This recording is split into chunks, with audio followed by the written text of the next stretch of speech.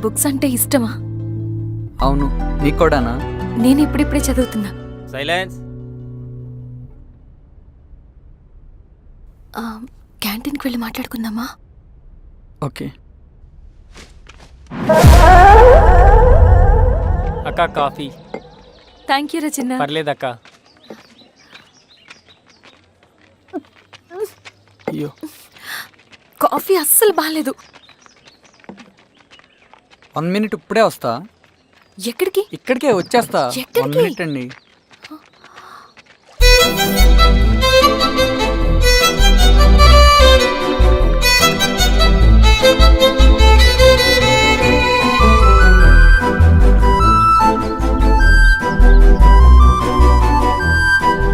ఒకసారి ఈ coffee taste చేయండి.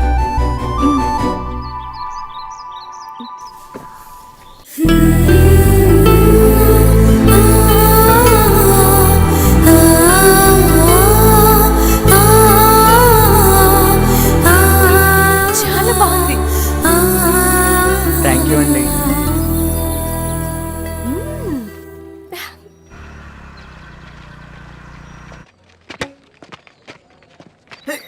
వావ్. సార్. ఇట్రా Ravi. Congratulations Ravi. Sir. State badminton training కి సెలెక్ట్ అయ్యావు నువ్వు. Sir thank you sir. Carrier. నువ్వేమో ఇక్కడ కూర్చొని ఆడుకుంటున్నావు, వాడేమో state level training select అయ్యాడ్రా.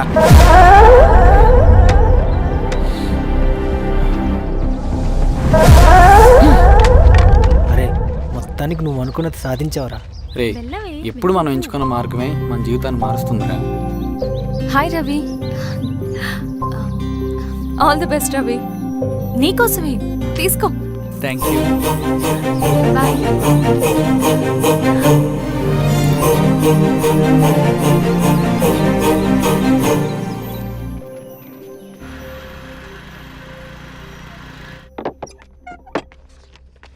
Sir రమ్మన్నారంట. ఎందుకు అలా చేసావు రవి నువ్వు? ఏవేం సార్, నేనేం చేశాను? ఇదేమిటో చూడు. Question paper sir. అవును, రేపు జరగబోయే టర్మ్ ఎగ్జామ్ పేపర్ నువ్వు లీక్ చేసిన పేపర్. సార్ అసలు నువ్వు ఇలా చేస్తావనుకోలేదు. సార్ నేను క్వశ్చన్ పేపర్ లీక్ చేయట్లేదు సార్. నేను అంతా చదువుకుంటూ రూమ్ లోనే ఉన్నాను సార్. నన్ను నమ్మండి సార్. ఈ జెర్సీ నీదే కదా? సార్ అది నాదే, కానీ దీనికి నాకేం సంబంధం లేదు సార్. నన్ను నమ్మండి సార్. మల్లయ్య, సార్, నిన్న రాత్రి ఏం జరిగింది? సార్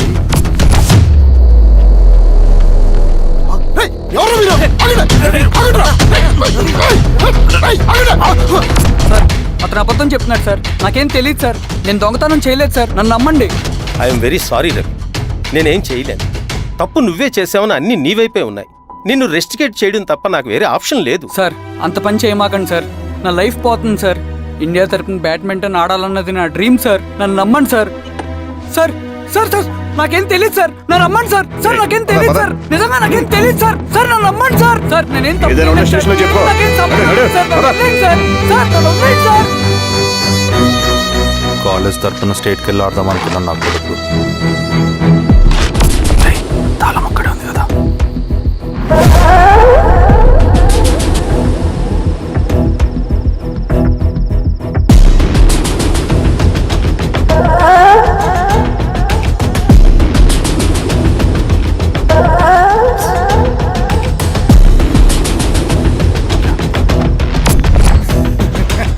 రేపు జైల్లో ఆడుకుంటారా బ్యాడ్మింటన్?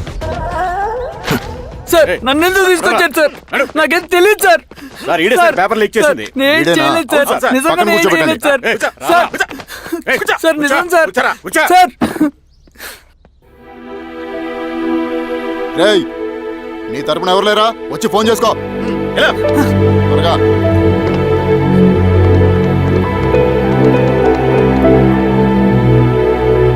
సార్ నేను రవీన్ సార్. రవి చెప్పు. సార్ నేను పోలీస్ స్టేషన్ లో ఉన్నాను సార్. మీరు నాన్న అర్జెంట్ గా రండి sir, please sir. Police station ఏమైంది రవి? ముందు మీరు రండి సార్ ప్లీజ్. నేను చెప్తాను సార్.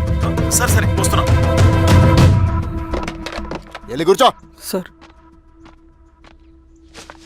అయ్యా దండలయ్యా. రే రవి నాన్న, నాకేం తెలియదు ఏయ్, నాన్న. నువ్వు ఆగు. నీ కొడుకు క్వశ్చన్ పేపర్స్ దొంగతనం చేసి దొరికిపోయాడు. ఎఫ్ఐఆర్ రాసి కేసు పెడితే జైలు శిక్ష పడుతుంది. అలా కాకుండా కేసు క్లోజ్ చేయాలంటే 2 లక్షలు కావాలి, వెళ్ళి తీసుకొని రా. అర్థమైందా? లేదోన్నయ్యా. ఏయ్, నా సంగతి నీకు తెలుసు కదా. లోపలేస్తే 10 సంవత్సరాలు బయటికి రాడు. వెళ్ళి డబ్బులు కొట్టరా.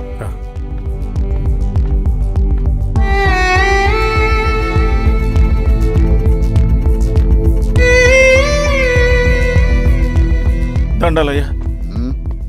ఇదిగోనయ్యా 2 లక్షలు.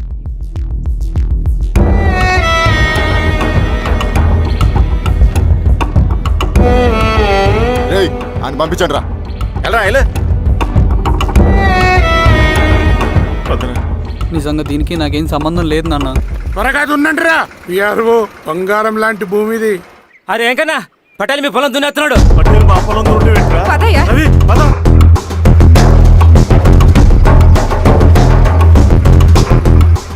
ఏయ్, కానీ ఏంట్రా? అయ్యా, పట్టేల్ అయ్యా. మా పొలంలో మీరు దున్నుతున్నారండి. ఏయ్, నా పొలంలో నేను దున్నకుంటే వాడు దున్నుతాడా? ఇది అన్యాయం అయ్యా. ఏయ్, ఏంద్రా అన్యాయము? పొలం అమ్మినావు కదా, కొనుక్కున్న పొలంలో దున్నుతుంటే అన్యాయం అంటారేంట్రా? ఏ విఆర్ఓ, ఆ పేపర్ని చూడరా, మంచిగా చూసుకుంటారా. పొలం అమ్మేవా నాన్న? అమ్మలేదురా, తాకట్టు పెట్టా. ఏయ్, తాకట్టు కాదురా, నువ్వమ్మావు, నేను కొన్నాను. నేను అమ్మలేదయ్యా. వీడు నా దగ్గర 2 లక్షలు తీసుకొని ఈ పొలం అమ్మాడు. 2 లక్షలా? ఎందుకు? మీ వాడు చేసిన నిర్వాకం వల్ల చదువుకోరా అని కాలేజీకి పంపితే ఆడుతూ పాడుతూ ఎగ్జామ్ ఫెయిల్ అవుతాడని తెలిసి ఆ పేపర్ లీక్ చేశాడు వీడు. ఏంటయ్యా ఇది? పోలీస్ కేసు అవుతుందని తెలిసి వీడు నా దగ్గరకు వచ్చి 2 లక్షలు తీసుకుపోయి వాడిని బయటికి ఇరిపించిండు. ఏం రా, అంతేనా కదా? ఇది అన్యాయం అయ్యా. నేను అమ్మలేదయ్యా. నేను అమ్మలేదయ్యా. అవి దొంగ కాగితాలయ్యా. ఏం తమాషా చూస్తుండ్రా? పని చేసుకోమండి. ఇవి దొంగ కాగితాలయ్యా. నన్ను నమ్మండయ్యా. నేను నమ్మయ్యా. ఏయ్, దొంగ పేపర్ అవును. చాలా కొడతా. పదండ్రా. నేను అమ్మలేదే. వాళ్ళు మనల్ని మోసం చేశారు. వాళ్ళు మనల్ని మోసం చేశారు. నాన్న, నాన్న, నాన్న, నాన్న, నాన్న,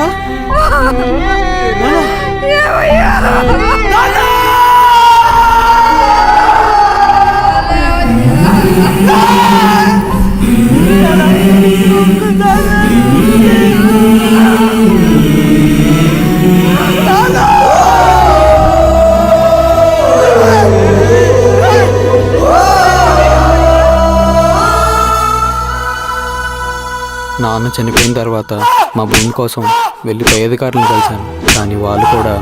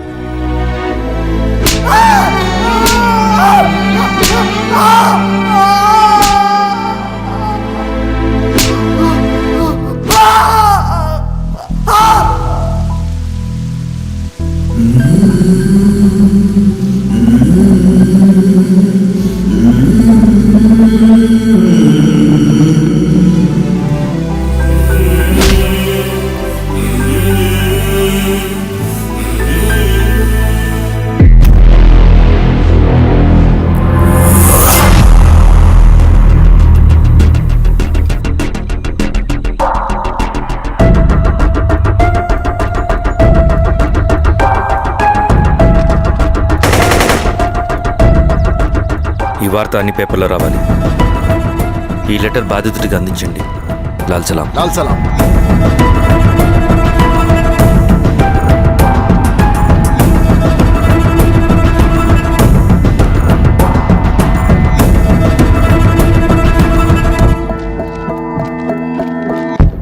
ఈ పీడిత భూస్వాముల నుండి విముక్తి కోసం విప్లవ పోరాటం చేయాలి. పేద ప్రజలను సమసమాజం వైపు నడిపించాలి. దళం నిన్ను ఆహ్వానిస్తుంది. రా, జనం కోసం పోరాటం చేద్దాం. లాల్ సలాం.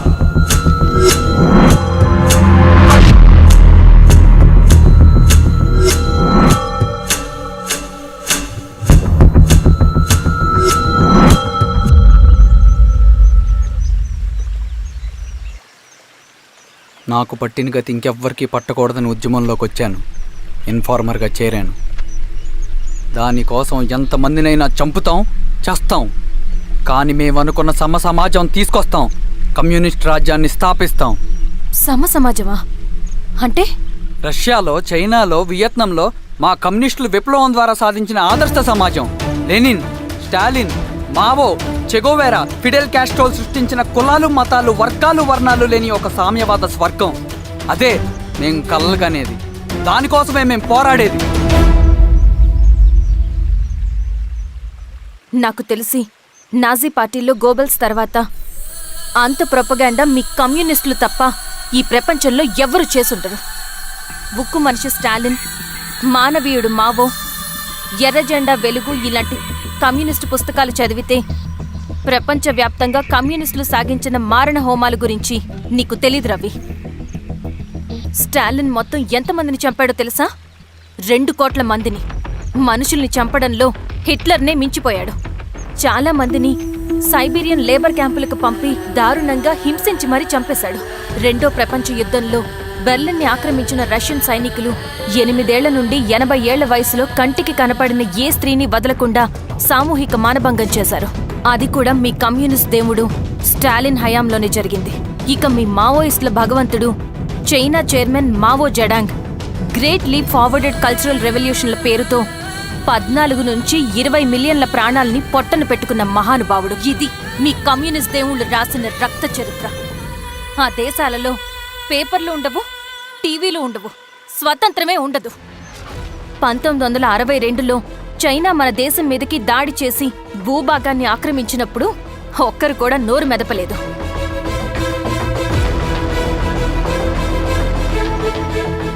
కమ్యూనిస్టుల మానసపుత్రులైన మీ నక్సలైట్లు ఏమైనా తక్కువ తిన్నారా? పశ్చిమ బెంగాల్లోని నక్సల్బరి అనే గ్రామంలో 1965లో జోతేదార్ల దౌర్జన్యానికి వ్యతిరేకంగా పుట్టిందే మీ ఉద్యమం. A for arms, B for Bengal, C for Charu Majumdar. చారు మజుందార్ చెప్పిన స్టేట్మెంట్ గుర్తుందా? వర్గశత్రువుని ఖతం చేసి వాడి నెత్తుట్లో చేతులు ముంచని వాడు విప్లవకారుడు ఎలా అవుతాడు? అక్కడి నుంచి మొదలైంది మీ నక్సల్స్ హింసాకాండ. 1965 నుంచి ఇప్పటిదాకా 1,00,000 మందిని ఉద్యమం పేరుతో చంపేశారు. కేఎస్ వ్యాస్, పరదేశీ నాయుడు, ఉమేష్ చంద్ర, శ్రీపాదరావు, దుగ్గిరాల వెంకట్రావు, హైగ్రీవాచారి, బుడ్డా వెంగల్ రెడ్డి ఇలా చెప్పుకుంటూ పోతే ఎంతో మంది మీ చేతుల్లో చంపబడ్డారు. ఇంతమందిని చంపి ఏం సాధించారు మీరు? కంపెనీలు తెచ్చారా? ఉద్యోగాలు ఇప్పించారా? ఇళ్లు కట్టారా? హాస్పిటల్స్ పెట్టారా? ఏం చేశారు మీరు? You did nothing. కడితే డెవలప్మెంట్, కూల్చితే విధ్వంసం. విధ్వంసం చేశారు కానీ డెవలప్మెంట్ ఏం చేశారు మీరు? అంటే ఇన్నేళ్ల ఉద్యమంలో మేం మంచేయలేదా? లేకేం, ఖచ్చితంగా చేశారు. తెలంగాణ సాయుధ పోరాటం, శ్రీకాకుళం సాయుధ పోరాటం వాళ్ళ చలవే. భూస్వాములు తగ్గి కూలీ రేట్లు పెరిగాయి అంటే అది మీ చలవే. నంబూద్రిపాద్, జ్యోతి బసు, సోమనాథ్ చటర్జీ, పుచ్చలపల్లి సుందరయ్య, తరిమెల నాగిరెడ్డి, చంద్ర రాజేశ్వరరావు, నల్లా నరసింహులు ఒక్కొక్కరు ఒక్కో లెజెండ్. కానీ వీళ్ళు ప్రజానాయకులు. తుపాకీ పట్టి అడవిల్లోకి వెళ్లలేదు. ఎలక్షన్స్ లో గెలిచి ప్రజా సమస్యల్ని పరిష్కరించారు. కానీ మీరేంటి ఎలక్షన్స్ వద్దు అంటున్నారు? ఒక తుపాకీతో మనిషి ప్రాణాలు తీసే బదులు ఒక పెన్నుతో 10 మంది ప్రాణాలు కాపాడొచ్చు. మీలాంటి వాళ్ళు ఉండాల్సింది ఎర్ర జెండా నీడలో కాదు, దేశ జెండా నీడలో. చంపుకుంటూ పోతే ఒకరోజు మనకిష్టమైన వాళ్ళని కూడా చంపుకోవాల్సి వస్తుంది రవి. నా మాట విను. ఇవన్నీ వదులుకుని నాతో రా. ఈ అడవి బయట నీకు గొప్ప ఫ్యూచర్ ఉంది. శ్రీరామగిరి గ్రామ అడవుల్లో జరిగిన కోంబింగ్ ఆపరేషన్ లో దొరికిన నక్సల్స్ ని రిమాండ్ కు తరలిస్తున్నామని ఎస్ఐ పళనియప్పన్ తెలిపారు. మిగిలిన నక్సల్స్ ని కూడా త్వరలోనే పట్టుకుంటామని, అక్కడ సింగన దళమే లేకుండా చేస్తామని చెప్పారు. ఇంకొన్ని రోజుల్లోనే శ్రీరామగిరిలో నక్సలైట్ అనే లేకుండా చేస్తాను. లాల్ సలాం కామ్రేడ్. లాల్ సలాం. న్యూ రిక్రూట్మెంట్ కోసం కుర్రాళ్ళు వచ్చారు. పిలు. రండి.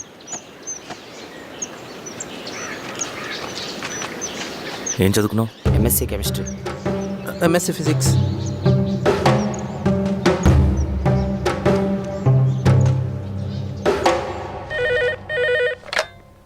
హలో బాబాయ్, నేను. అమ్మా శిరీష, ఎక్కడున్నావు? ఎలా ఉన్నావమ్మా? నేను బాగున్నాను బాబాయ్. నేను ఎలక్షన్లో పోటీ చేద్దాం అనుకుంటున్నాను. చాలా మంచి మాట చెప్పావమ్మా. But 1 condition. ఏంటమ్మా?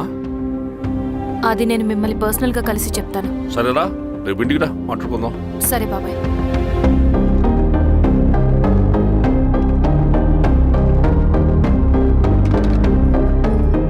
ఏమైంది నీకు? ఇంత జరిగిన తర్వాత కూడా మళ్ళీ ఎలక్షన్స్ అంటున్నావు? తప్పదు స్వప్న. రవి కోసం ఇది చెయ్యాలి. ఈ ఎన్కౌంటర్స్ ఆపకపోతే రవికి ప్రమాదం. నేను ఎలక్షన్స్లో నిలబడతానంటే వాళ్ళు ఎన్కౌంటర్స్ ఖచ్చితంగా ఆపుతారు. అదెలా? నేను తప్ప వాళ్ళకి వేరే ఆప్షన్ లేదు. ఉండుంటే ఇప్పటికే ఎలక్షన్స్ జరుగుండేవి. రేపు బాబాయ్ని కలుస్తాను.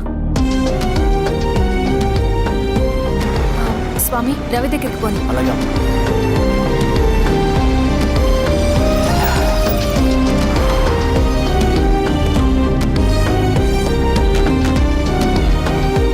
రవి, రవి, రవి, రవణ లేడు మేడం. రవి ఎక్కడా? రవణను కలవక చాలా రోజులైంది. రవి నువ్వు కలిస్తే ఇదివ్వు. సరే మేడం. వద్దమ్మా.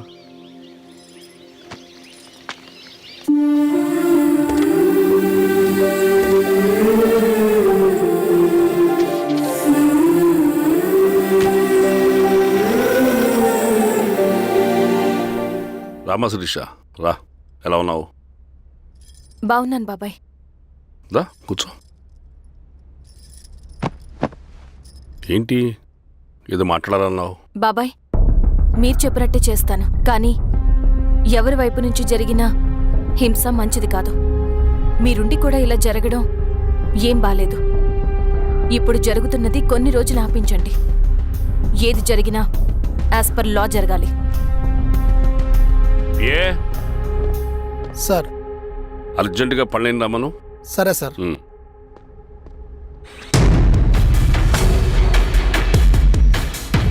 కారంతో కడుపు నింపుకోవాల్సిన పరిస్థితి వచ్చింది. మనం ప్రశాంతంగా నిద్రపోవాలంటే ఈ ఆపరేషన్ సక్సెస్ కావాలి కామ్రేడ్. అలాగే కామ్రేడ్.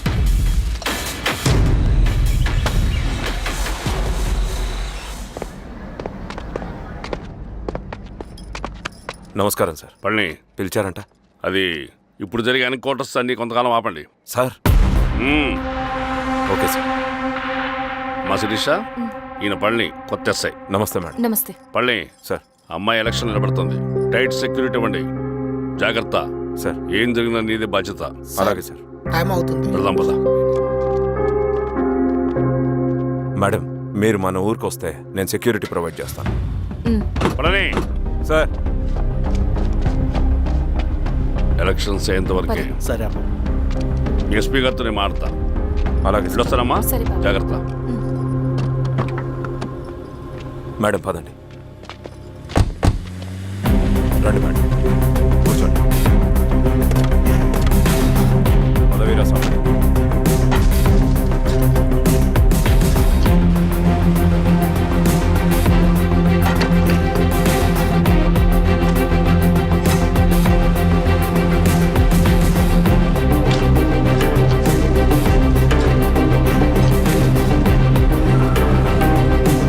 ఏమైందిరా? రోడ్డు పని జరుగుతుంది సార్. ఇడిపోని.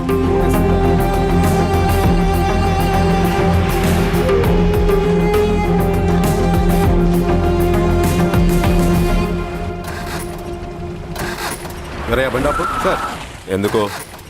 మేడం గారు కారు ఆగినట్టుంది సార్. ఏమైంది స్వామి? ఏమోనమ్మా తెలియట్లేదు. దిగి చూస్తా.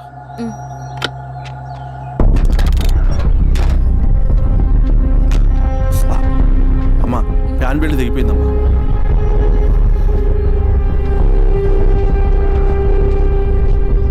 ఏమైనాది? బెల్ట్ దిగిపోయింది సార్. శిరీష గారు, ఇప్పటికే లేట్ అయిపోయినది. మనం జీప్లో పోదాం రండి.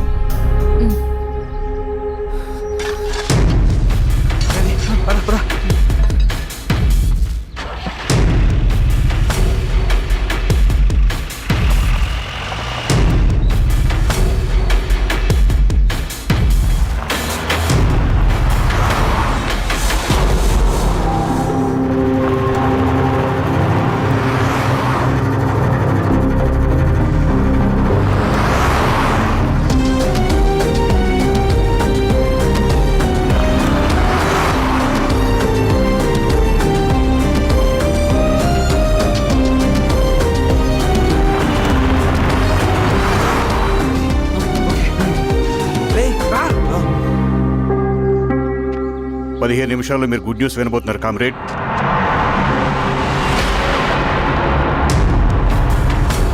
రవి వెళ్ళి చూడు. సరే.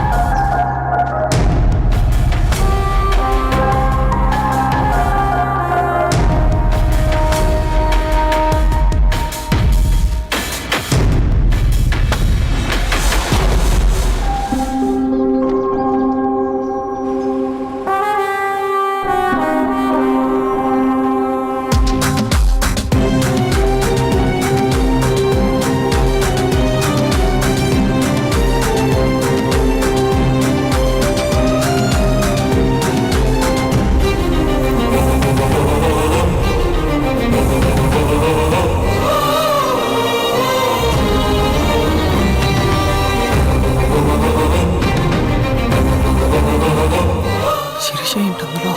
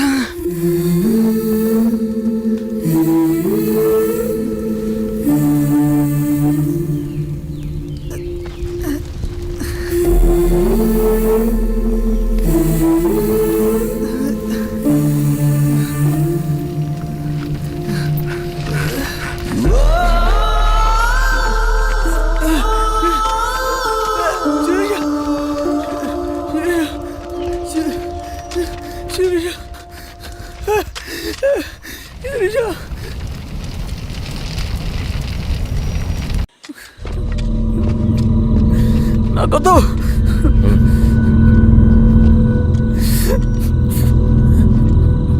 అక్కడ పెట్టేసి తిను.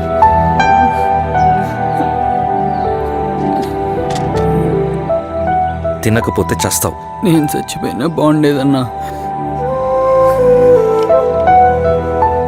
చేతకానాడు పిరుకోడు మాత్రమే ఏడుస్తూ కూర్చుంటాడు. నువ్వు ఏడుస్తూ పిరుకోడని ప్రూవ్ చేయొద్దు.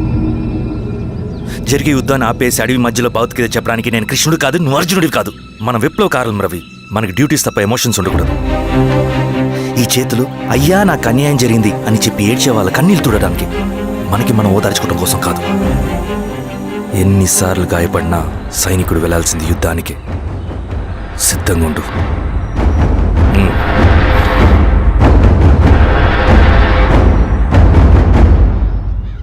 Sebastian, Greyhounds commander. DGP recommendation అంటే చాలా పవర్ఫుల్ అని మీ ఉద్దేశం, కానీ వాడు మీకంటే ప్రతిదానికి ఒక స్ట్రాటజీ ఉంటుంది. పావురం కోసం వల వేయాలి, చేపల కోసం గాలం వేయాలి. సింగన కోసం నా దగ్గర ఒక స్ట్రాటజీ ఉంది. విని విని విసిగిపోయాను. రిజల్ట్స్ చూపించి మాట్లాడండి. సార్,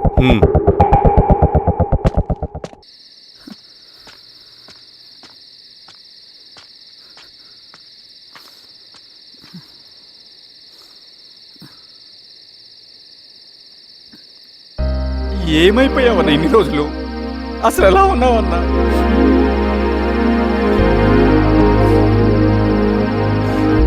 కాఫీ ఇస్తావా? తెస్తాను తెస్తాను.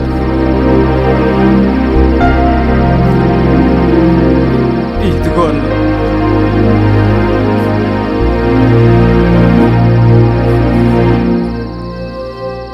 అన్నా, శిరీష గారు నీకేమనేది ఇచ్చారన్న. శిరీష నా కోసం ఇక్కడికి వచ్చిందా? అవునన్న, చనిపోయే ముందు ఇక్కడికి వచ్చారన్న. దేవత లాంటి మనిషి అనవసరంగా చంపేశారన్నా.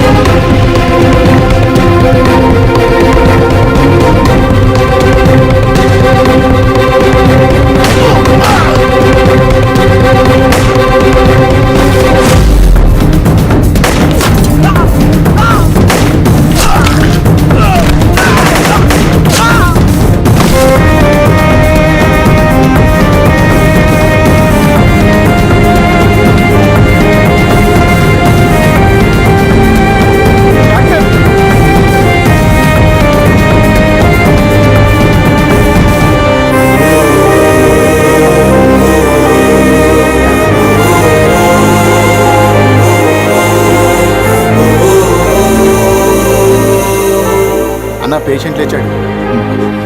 అన్నా అన్నా ఎక్కడికన్నా? నా పనుంది, ఆగురా. అన్నా రే ఆగు. అన్నా అన్నా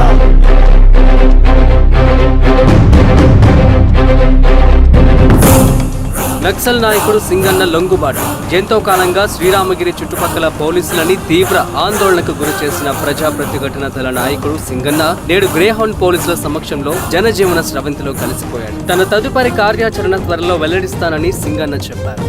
సింగన్న సుదీర్ఘ పోరాటం నుంచి అకస్మాత్తుగా జనజీవన స్రవంతిలో కలవడానికి కారణం ఇంకా తెలియాల్సి స్ట్రాటజీ గురించి చెబుతుంటే నేను ఏమో అనుకున్నా. 100 గొడ్లను తిన్న రాబందు గాలివానకే చచ్చిందట. ఆ గాలివాన పేరేంటి తెలుసా? సబాషియన్. సూపర్ సబాషియన్. ఒక్క సుక్క మనోళ్ళ రక్తం సిందకుండా నువ్వు అంత పెద్ద నక్సలైట్ ని పట్టుకున్నావంటే బా, నీ స్ట్రాటజీ మామూలు కదబ్బా. నాకు ఇచ్చిన కమిట్మెంట్ మాత్రం మర్చిపోద్దు సార్.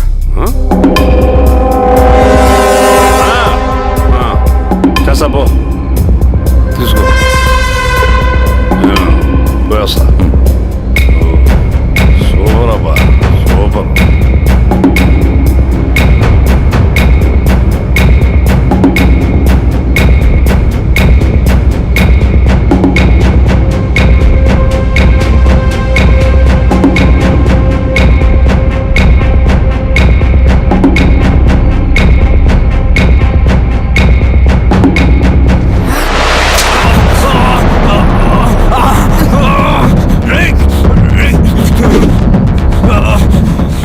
నువ్వు అన్నెక్కడా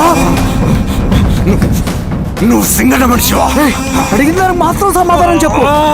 సింగన కోసం చేస్తావా? భవిష్యత్తు గురించి ఇప్పుడే మాట్లాడా? జీవితం మీద ఆశుంటే చెప్పరా? నాకు టైం లేదు. చెప్పను. నీ గొంతులో దిగిన మామూలు కత్తి కాదు, విషం పూసిన కత్తి. 2 నిమిషాల్లో నీ చావా బతుకో డిసైడ్ అయిపోతాయి. చెప్పు. చెప్తాను. శ్రీనివాస లాడ్జిలో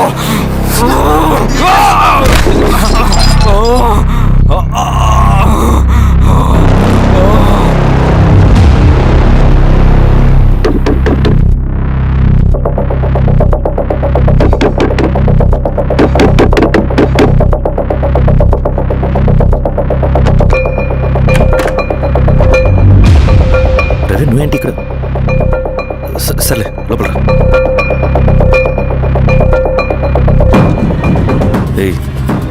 ఏంట్రా ఇది?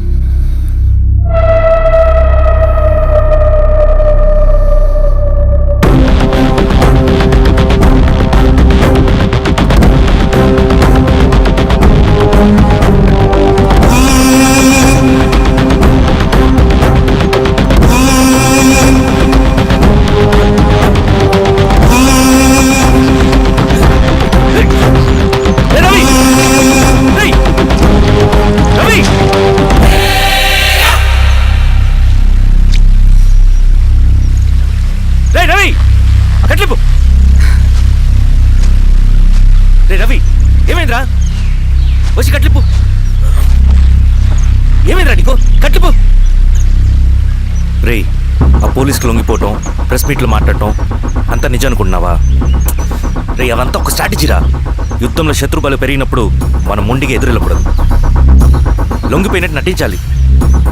అది నిజంగా లొంగిపోవటం కాదురా, శత్రువుని ఏమార్చడం. నేను అదేరా చేశాను. అది నిజం అనుకోకు. ముందు కట్లిప్పు రవి. విప్లవంలో నష్టం అన్ని వైపు నుంచి వస్తుంది. నువ్వు నేను ఇంకా మిగిలి ఉన్నాం కదా, ఇంకొక దళాన్ని నిర్మితాం, విప్లవాన్ని కొనసాగిద్దాం. ముందు కట్లిప్పురా. ఏంట్రా నువ్వు మాట్లాడిన ప్రతిసారి నాకు చప్పట్లు కొట్టాలనిపిస్తుంది అన్న. నువ్వు చెప్పేది నమ్మాలనిపిస్తుంది. ఇప్పుడు కూడా నమ్మేవాడిని, కానీ ఇది ఆపుతుంది.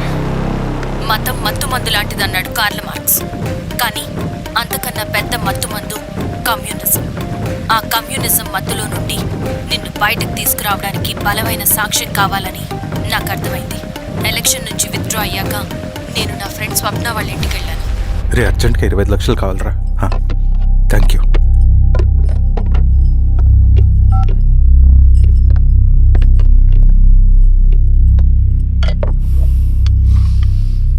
చాలు.